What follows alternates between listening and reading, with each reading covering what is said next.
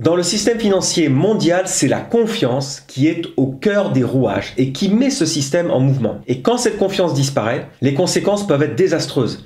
Mais pour comprendre pourquoi tant de personnes perdent confiance dans le système financier actuel, on doit comprendre comment on a pu en arriver là. Eh bien, le système financier actuel est largement centralisé, c'est-à-dire que les banques privées, les banques centrales et les autres institutions financières jouent un rôle primordial dans la gestion de l'argent du monde. Et les banques décident de tout, de qui obtient un prêt, quel taux d'intérêt. Elles contrôlent l'offre de la monnaie et elles servent d'intermédiaires pour presque toutes les transactions financières. Et c'est cette décentralisation qui crée tous les problèmes. D'abord, c'est le problème de la concentration du pouvoir. Quand quelques institutions détiennent le contrôle total sur l'économie, elles sont vulnérables à la corruption, à l'incompétence et les conflits d'intérêts. Les scandales bancaires, la crise financière de 2008 a montré au grand public que ces institutions ne sont pas infaillibles et elles peuvent agir de manière contraire à l'intérêt public. Il y a eu un scandale en 2012 sur le Libor. Des grandes banques comme Barclays, Deutsche Bank, UBS ont reconnu avoir manipulé le taux interbancaire, ce qu'on appelle le Libor, qui est un taux qui sert de référence mondiale pour fixer les taux d'intérêt. Et ces banques ont manipulé le Libor pour tirer profit de leur propre trade. C'est une pratique frauduleuse qui a des conséquences incroyables sur les marchés mondiaux. Et c'était un grand scandale à l'époque. En plus, le pouvoir est concentré, il est vulnérable à l'incompétence. Si vous prenez la crise toujours de 2008, les banques, les grandes institutions ont pris des risques excessifs, encouragés par une réglementation laxiste et un système de récompense qui favorise le court terme. Et quand le marché immobilier s'est effondré, les conséquences ont été catastrophiques. Des millions de personnes ont perdu leur emploi, leur maison et toute l'économie de toute une vie. Et bien sûr, ceux qui paient le prix le plus fort sont souvent ceux qui ont le moins de pouvoir. C'est nous, c'est les petits épargnants, les travailleurs ordinaires, les petites et moyennes entreprises, etc. Et pendant ce temps, beaucoup de ceux qui ont causé les problèmes s'en sortent indemnes, voire ils sont récompensés. Et ce sentiment d'injustice a sérieusement érodé la confiance dans le système financier.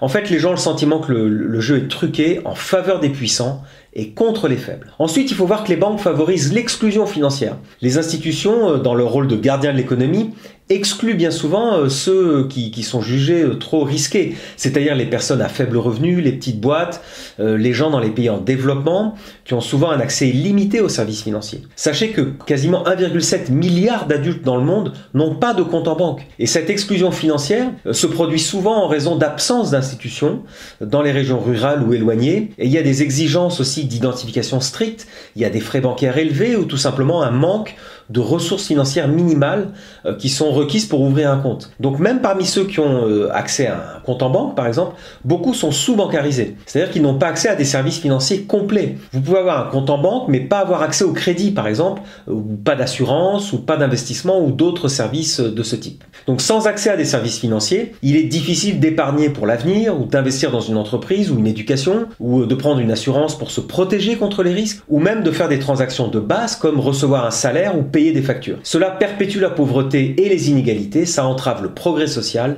et économique. Autre problème de la centralisation, c'est l'inflation et la dévaluation. Vous voyez, les banques centrales ont le pouvoir de fabriquer de l'argent en augmentant l'offre de monnaie, et bien que cette pratique soit souvent nécessaire pour stimuler l'économie, elle peut aussi conduire à l'inflation. Et l'inflation, ça dévalue l'argent que les gens ont économisé et ça rend leur effort pour sécuriser l'avenir de plus en plus futile. Et l'inflation se produit quand le niveau des prix augmente, comme maintenant, et ça peut se produire lorsque l'économie se réchauffe et que la demande dépasse l'offre ou lorsque la quantité d'argent en circulation augmente trop rapidement. Mais quelles qu'en soient les causes, l'inflation peut éroder votre pouvoir d'achat.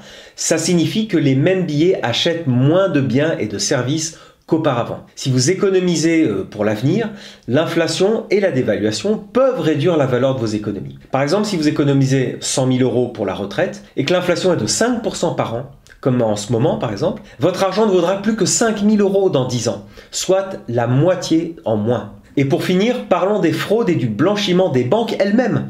Si vous cherchez amende imposée aux banques dans le web, vous serez assailli par un déluge de chiffres effarants, une avalanche de banques de renom qui ont dû verser des sommes astronomiques pour blanchiment d'argent et fraude. C'est vraiment incroyable.